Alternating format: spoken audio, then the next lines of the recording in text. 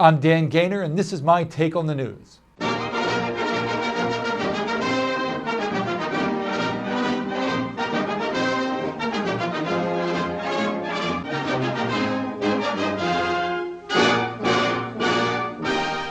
The Constitution takes center stage. Politicians have fleeting dreams of fiscal responsibility. Legislators envision a rollback of Obamacare and the rest of the left's short-lived socialist agenda. Here comes the Tea Party Congress. If 1994 was a Republican revolution, then the 112th Congress is a Republican evolution. Call it a reminder that the people in Washington still work for the people in the rest of the United States, from town halls to what the media call flyover states. If Republicans don't learn from the Tea Parties, then you'll go from GOP to GONE. With a newfound majority in the House of Representatives and more members in the Senate, conservatives are in the center ring of this three-ring circus of the House, Senate, and administration. Now watch as the left and the media unleash the lions. Not since my namesake was locked in the lion's den has a pack been more eager to feed. No wonder. They were almost as disappointed with the terrible twos they got from Team Obama as Tea Partiers were frustrated with the last GOP Congress. Now the so-called historic speakership of Nancy Pelosi comes to an end.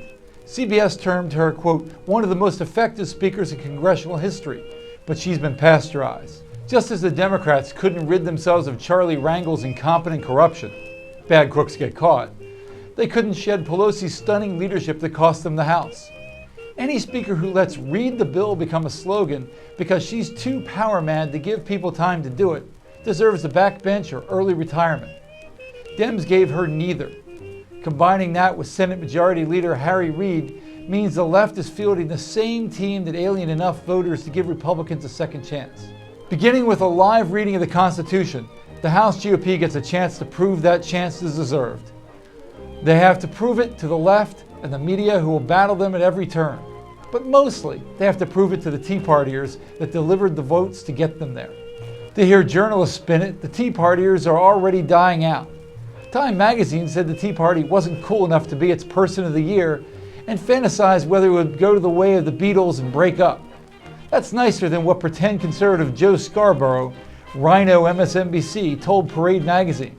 After reminding the world former Governor Sarah Palin is, quote, not qualified to be president, the MSNBC host then warned Tea Party members to, quote, make sure they don't scare little kids and pets.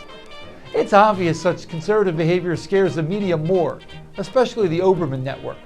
Even wackier liberals like Robert Parry of Consortium News wherein their side is headed for a major battle of the Tea Party crowd over the Constitution itself. After years of twisting the founding documents, lefties fear the right might undo their efforts. He's correct that a major battle over the Constitution is brewing, but like many who hate the Tea Party movement, he denigrates their views. We've seen 2 years of that kind of abuse in the media where those who want to save their nation are called teabaggers, Nazis, and worse.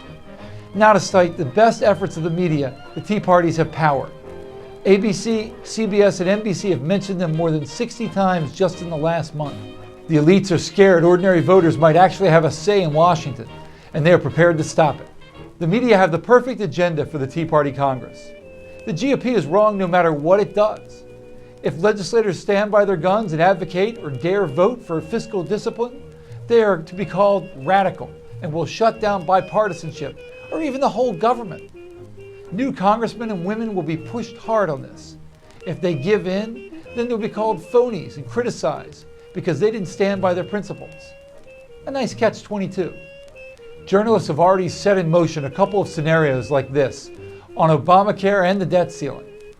Obamacare, which drew such national revulsion, is being treated like a settled issue.